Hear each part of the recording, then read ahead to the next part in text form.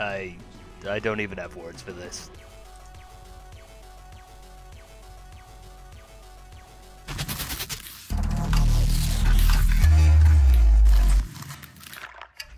Saints Row 4 is the continuation of the popular Saints Row series. The series is most well known for its wacky take on the gangster sandbox genre, filling the wild side that games like Grand Theft Auto have always avoided. The game picks up following the events of Saints Row the Third. The player is now the President of the United States, with the rest of the Saints crew forming the backbone of the cabinet.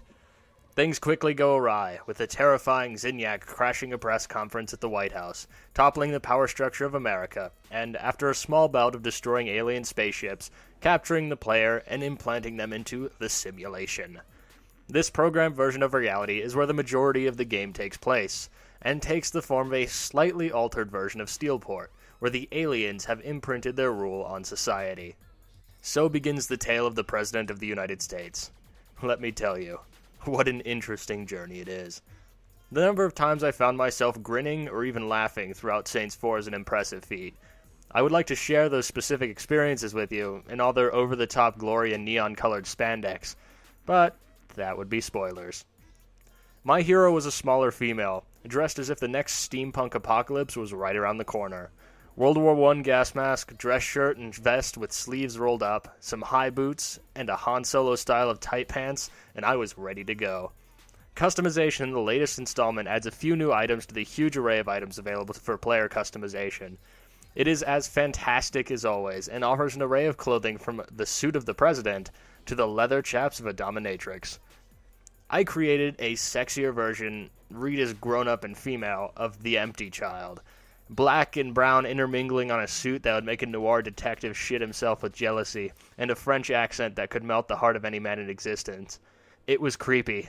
My libido has never been more confused in my entire life. That said, it was awesome.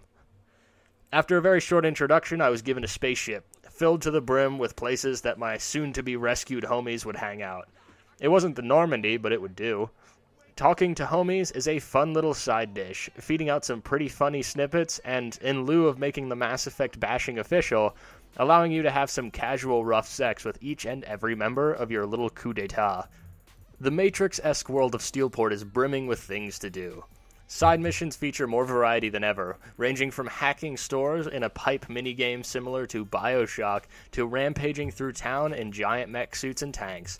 Even the fraud minigame returns, and with superpowers is an absolute riot to play. Admittedly, sometimes the side missions can seem a bit grindy if the player decides to go at all of them at once, but all in all, they provide a fantastic distraction from the main story, and when visited in small bits at a time, can really hit a good note. Side missions are not what we went into the Matrix for, though. We must save the world, down with Zinyak and all that happy jazz. The main story focuses around the player trying to destabilize the simulation in order to get revenge on good old Zin for ruining democracy for everyone. The dialogue throughout is surprisingly well written, and incredibly light on the dick jokes that plagued the third Saints game. In their place is now tons and tons of sci-fi pop culture references, hitting on movies from The Matrix to Star Trek and Star Wars. Great wit and excellent performances from all the voice actors lend a helping hand to the crazy story. Zinyak, especially, is constantly intervening in players' affairs, which makes for some absolutely side-wrenchingly hilarious moments.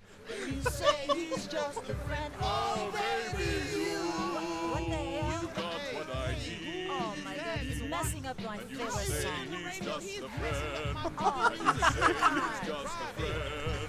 earplugs, please. I thought that was you for a got second. what I need. Is that you? No. And you say That's he's just Zinyak. a friend. And you say he's just a friend. I'm stopping his car until somebody No. explains what the hell's going on. Bismarcky. Man, I can't wait to kill that bitch. Nothing would be possible, though, without superpowers.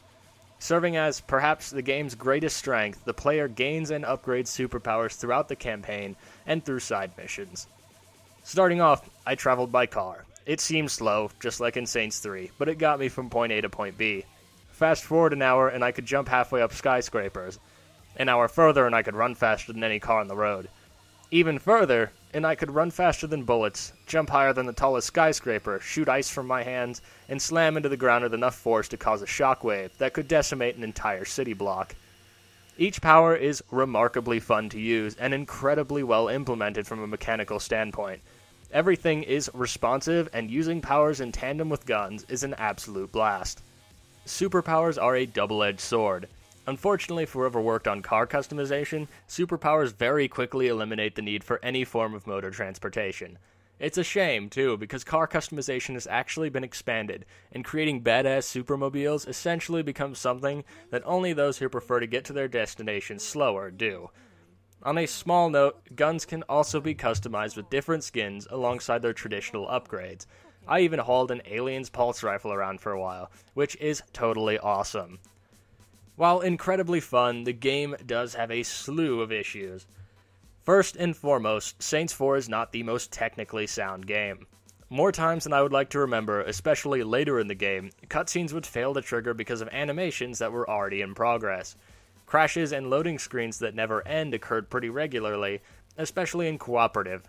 My companion and I even experienced a bug that broke cooperative entirely for us, where while in a cutscene his character would be killed instantly by performing the action the cutscene was forcing us to do, and, in doing so, would instantly fail the mission. To bypass this, we had to play in single player until we had beaten that segment, and then rejoin each other, which was incredibly frustrating. Enemies also sometimes like to get stuck clipping through objects or the ground. Even important mission enemies can sometimes not be spared, which, while amusing, is a little broken. In terms of enemies, variety does seem a bit lacking.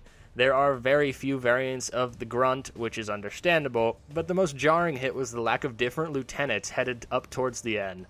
Jinyak employs a group of wardens, which all look the same, have generally the same abilities, and, after a while, become incredibly easy to kill.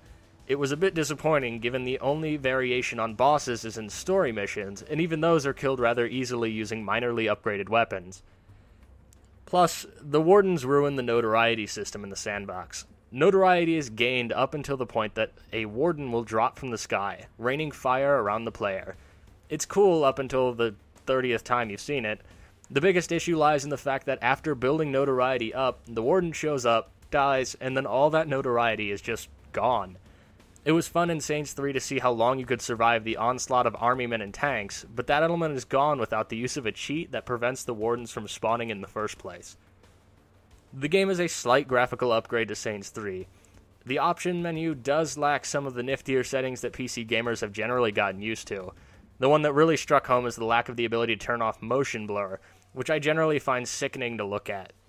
On that note, as the campaign continues and the simulation becomes less and less stable, instances of a wave of pixelation likes to play through buildings, objects, and people, which is disorienting.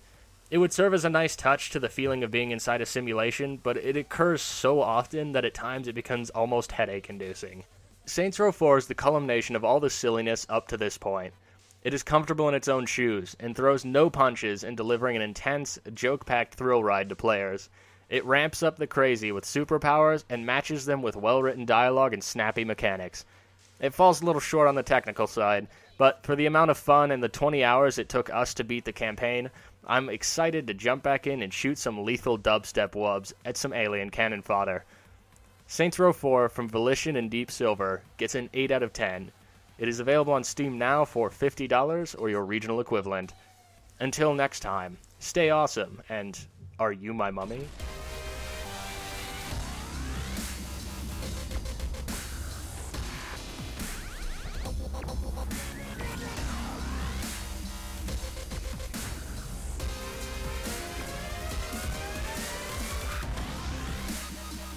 Some days, not even I can stop me.